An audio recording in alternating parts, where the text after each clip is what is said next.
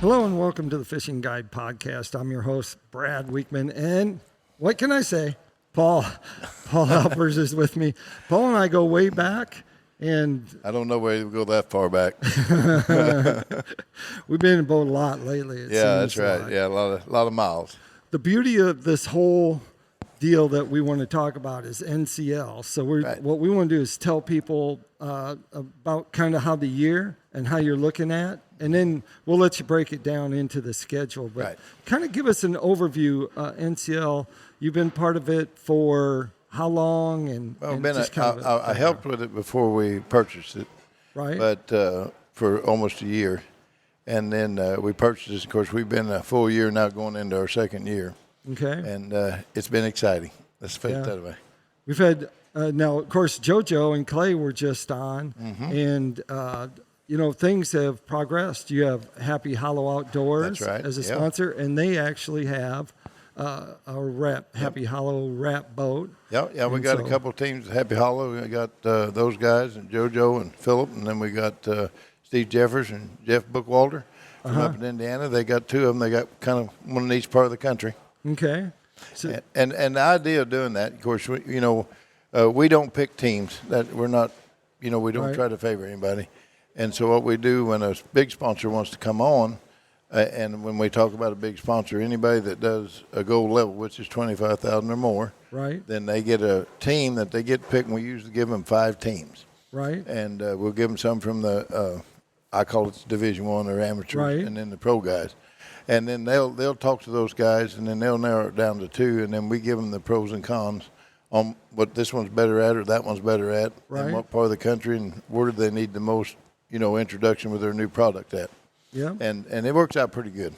Do you have some changes in the tournament layout itself? So do you have I know you're going to have a trolling tournament. Yep. So tell us about. Well, we've been talking a lot of. Ever since Live's come out, and it's a great technology. I mean, one of the best fish finders you can ever find. You don't have to look anymore, But it's got to where some people are not used to it yet, or a lot of people's got it, and a lot of people just want to fun fish with it. But we got a lot of people that like to compete, but sometimes they feel like they can't. So our trail is trying to give everybody an opportunity to fish the way they like to fish to win some money. Right. And so now we got talking about these trolling guys. Well, we're talking about guys. Now, there'll be young guys do it too. Right. But when the live scope come out, guys from 55 years old on to up my age, 70 or better, they kind of felt like they couldn't get there no more. So now we're hearing the guys says, they're still going to be able to use live scope, but they're going to troll with live scope. Right. But when you start trolling and you got to catch that fish out of the rod holder, you can't pick that pole up, or you can't flip to it, or you can't cast to it. You got to just run your poles in there and hope that one of them big ones bite. So it makes it more competitive, but it makes it a lot of fun. And, I was down at Grizzly Jigs, and we was down there last year to their big show. Right. And they told me that they sold more trolling poles than they did any other kind of rod. I believe that. Well, they buy 4 or 6 or whatever. But still that's still telling me, and I've been to a lot of lakes, especially in the springtime from in the south to the east to the north. Right. And you'll drive across the bridge, or you'll drive across somewhere when people are really fishing, and 60% of the guys are still spider rigging. Right. So that the people are out there. We got to introduce to them that, hey, guys, we want something out there for you. So Joel started talking, I started talking. Les Smith in Mississippi, hadn't fished tournaments for Out on the Wind. He's coming to fish that trolling tournament. Oh, yes. Yeah. Wow. Hey, Les. And it's something to give somebody another opportunity to fish. Now, I asked the question tonight. And when I had Crappie Masters for 10 years, we had everybody in one division. Okay. And, of course, Live Scope wasn't there. But then when Live Scope got there, and nothing with the guides or anything, but guides fish every day, and they get really good at it. Other people get to fish a lot, get really good at it. Right. So that eliminated some of the boys that only can get to go maybe once, twice, 3 times a month. So, but trolling, they still feel like they got an advantage that anybody has a chance to win. Right. So we're saying that we're going to have one. We're going to see what happens. But you've seen there were several hands held up tonight that wanted to do, and the live scope, whether it's one pole or whatever they're doing, they wanted to have it on one division. Right. Well, maybe that's the direction we need to look. Have a trolling division over here let the guys come on a troll, come to the championship and be the trolling champion, and then have the other guys come be the live scope champion. Yeah. And there could be another direction we might be going. All right. But there is one tournament that you have on the schedule. June 21st, Sardis Lake, summertime, best time to troll you can get. I mean, we're going to have guys pulling crankbaits. And when I say trolling, I don't mean just spider rigging. I hit on that a lot. But they can long line, they can spider rig, they can power troll with crankbaits, they can pull long line crankbaits, whatever they want to do. All right. But they have to leave that rod in that rod holder. Let's go a little bit into the schedule since we've kind of jumped. Where do we begin? Well, this show will be later, so we're just you can skip this one and go to the. Well, you can talk about this one. Well, just really quick, we had to move this one because we had a competitor that was with us, set one right on top of the date we had, and of course our trail is never going to try to work to where we have to set tournaments on somebody's date. Right. And I hope that all the guys out there listening decide, why don't we all get together? There's plenty of room out there.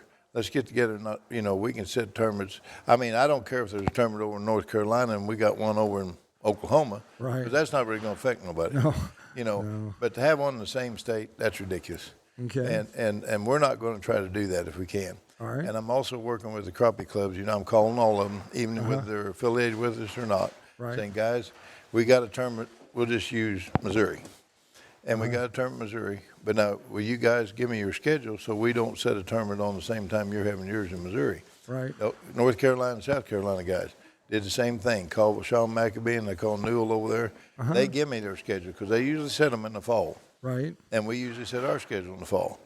So what we did is we looked. We never set a tournament on anybody's dates there. Yep. It's not that hard to do if you just work at it, Let's run through some of these. Yeah, coming up, I'm really excited about this one. We had a lot of calls from 2 or 4 or 5 different states, really, for High Rock and Lexington, North Carolina. And I think it's going to be a big turnout. I mean, we've had a lot of interest. We're going to be there on February 7th and 8th. And then, of course, just a couple of weeks later, and we're trying to set space between them. Right. We're going to a really, really good lake, too. Of course, I don't know about High Rock. Somebody caught a 407 there the other day. That's what they said. Yeah. So, everybody ought to listen to that because it could be good. But then we're going to Clarks Hill. Okay. And we're going down there to Thomas, Georgia. And they have got some huge white crappie, but they got some huge black crappie in that lake. Really? They're talking about maybe 5 fish weighing 13, 14 pounds. Wow. Yeah, so that's going to be exciting. And then, of course, we're moving on down to Oklahoma Club and them. We had one in April last year on Lake Eufaula, which is another tremendous lake. Got a lot of 2 plus the numbers and a lot of 2-pound crappie in it. We're going there on March 7th and 8th. And the guys at the club said, hey, why don't you move it up in March? We won't set a date on it, and they didn't. And they wanted a tournament at that time, so here we go again, trying to work with everybody. Yeah. And I think we're going to have a good turnout there, too. That's going to be fun fishing, too, for them. Yeah. Brian down there told me, he said, we got, big bunch of our club guys are going to fish it. So sweet. We're excited about that. And then, of course, the Big Daddy comes. That's right. We're doing our championships in March. Yes, I'd love to have it in the fall. But there's 2 already in the fall. Right. When you try to put 3 championships back to back to back, it's a pick and choose thing then. Right. Because people can't afford to do it all at one time. So we're doing it. We're going to do it March 27th through the 29th as competition. We're going to have a lot of fun. Teams coming from all over. And then we're going to have the sports show. I'm getting kind of excited. We're getting a lot of people coming there with booths. And that's in Sardis, Mississippi. Yep, Sardis, Mississippi, Batesville, Mississippi Civic Center. Yep. We're going to be there March 28th, 29th, and 30th with the sports show. Olivia Faye from Nashville is coming. We're going to have a concert there on Saturday. She's going to sing for a couple hours. And we're just going to have a real good time there. Yeah, that sounds great. Going to give a lot of money away. I heard that's going to be big stringers there. Someone called me the other day and said, dude, 15, 16. They said it could be. That time in March is just awesome for any of the Mississippi lakes. But Sardis, it's kind of been a secret for a while, but it's getting hot. So I'm looking forward to that. I like that, being a photographer and getting to be in a boat, watch them hit those big fish. But, I've been a spotter in a few of the guys' boats this last year. And I tell you what, if you have time to want to be a spotter, if I need one, you need to go. Yep. It's so much stuff you can learn, and it's amazing what you learn just on how to learn to use the electronics, let alone catch them. It's just, it blew my mind. I was in there 2 days, and I learned more in 2 days than I could have learned in 6 months. Yeah. So, yeah, but if they give you a bobber and a hook, you're going to crush them. So yeah, just keep going on the schedule. Well, anyway, we get that championship over with. Of course, Happy Hollow's giving a lot of big prizes away there that the public can come in and buy a chance on. Everybody can. Right. A lot of them funds go to the scholarship fund and help support the trail. But we're going to have some nice prizes to give away. I mean, Happy Hollow's going to be good. Went way in beyond. People need to go there and visit that store. It's unique. In Red Bay, Alabama. But we're going on down the road, and we're going to Old Kentucky and Berkeley Lake. There you go. And at Kentucky and Berkeley Lake, we're going to fish down there. It's going to be a one-day, April the 12th, and that is an awesome time to fish Kentucky Lake. Right. And, Kentucky Lake's come back. It's going to be really good. Then we're going to a new one. We're kind of spreading out a little bit this year. We're going to East Fork Lake in Ohio. Wow. And sounds like it's a pretty dang good fishery. So the guys called us, wanted us to have something out in Ohio. Right. Now we got something for them. All right. So we're tickled to death about that. Then we're going on down to back to Carlisle, Illinois. Great. You've been there before. Yeah, great crappie lake. It's just in that time of year, May 2nd and 3rd. It'll be we're trying to hit a lot of these target peak times. Right. It's going to be a 2-day, ain't going to be televised. And, Redneck Adventure is going to be televised, and we're going to have a lot of fun there. Of course, somebody put up you, and you're going to be there in the camera boat. But that's all right. I'm excited to be there. I've never been on that lake. So. And then we're going back north again to Indiana, and we're going to May 17th. We're going to Miss Sinewa Salamone. Now, we've been there a couple times, and it's a great fishery. A lot of people fish. I encourage all the Crappie Club guys to come out and fish with us. Going to have a lot of fun. And there again, we're working with them. They did not set their tournament date on the same date as ours, so there won't be a club tournament that weekend, and I appreciate that so much. But we're moving on down to another new lake, going back into northern Kentucky, and we're going to Green River. Right. And that's, a great place to go at Columbia, Kentucky. I've been there before, catch lots and lots of fish. Going to be a great fishery there.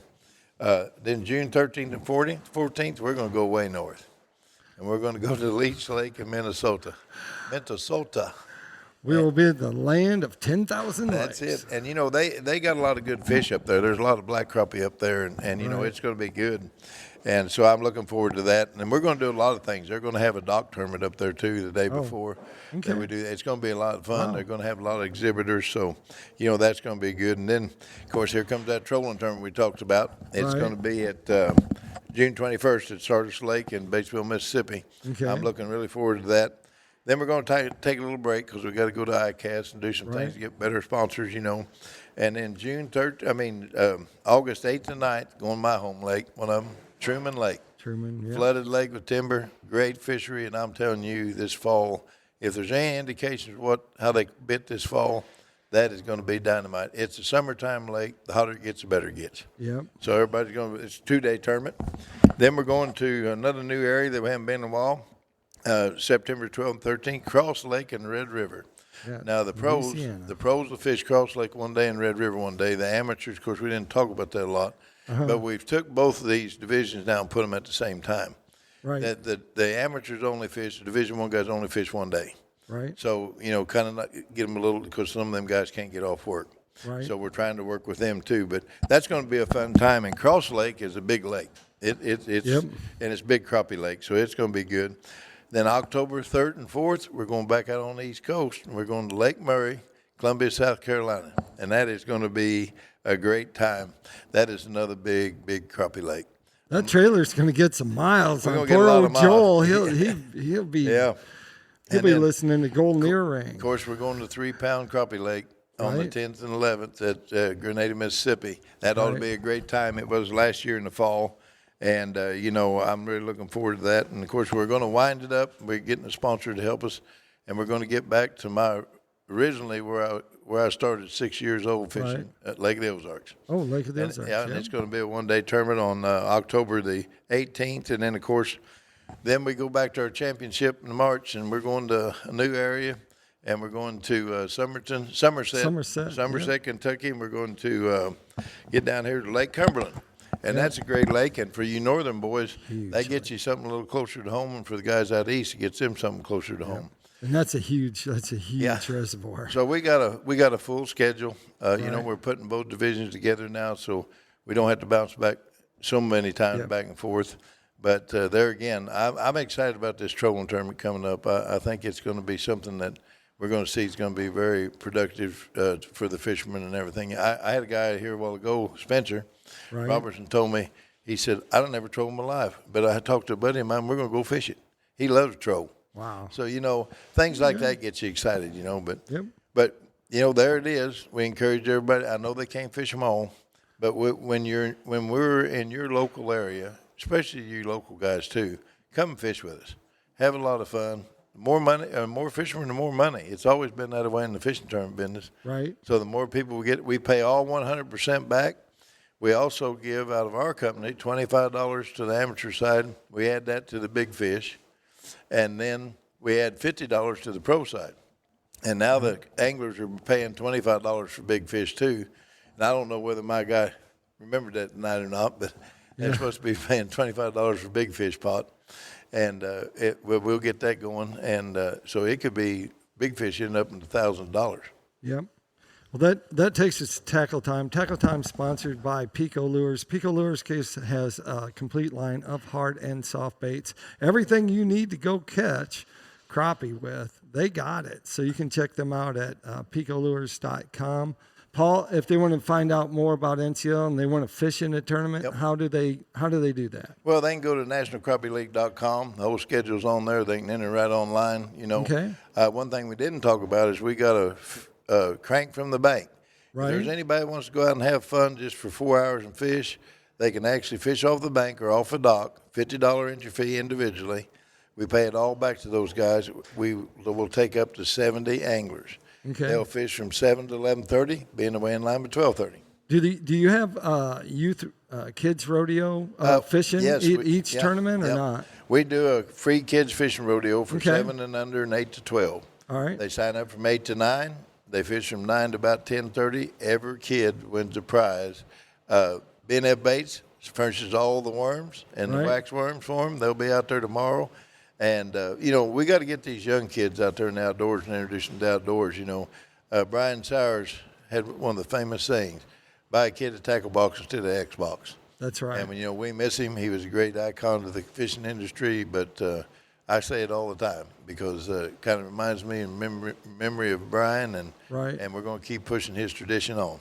And the youth tournament, again, that's on the Saturday that's of on the Saturday 2-day morning. events. Yes, on every Saturdays when we do the kids event. Yeah, as long as it's the 2-day event, right? No, we do it on the 1 days too. Oh, 2. All right. Every so term that's we plenty got, of them. Oh, yeah. Every term we got is going to have a kids event. Oh, so all it's right. going to be fun. Perfect. Well, there you have it. Like I always like to end the show, make sure you keep your hook sharp and your lures in the water.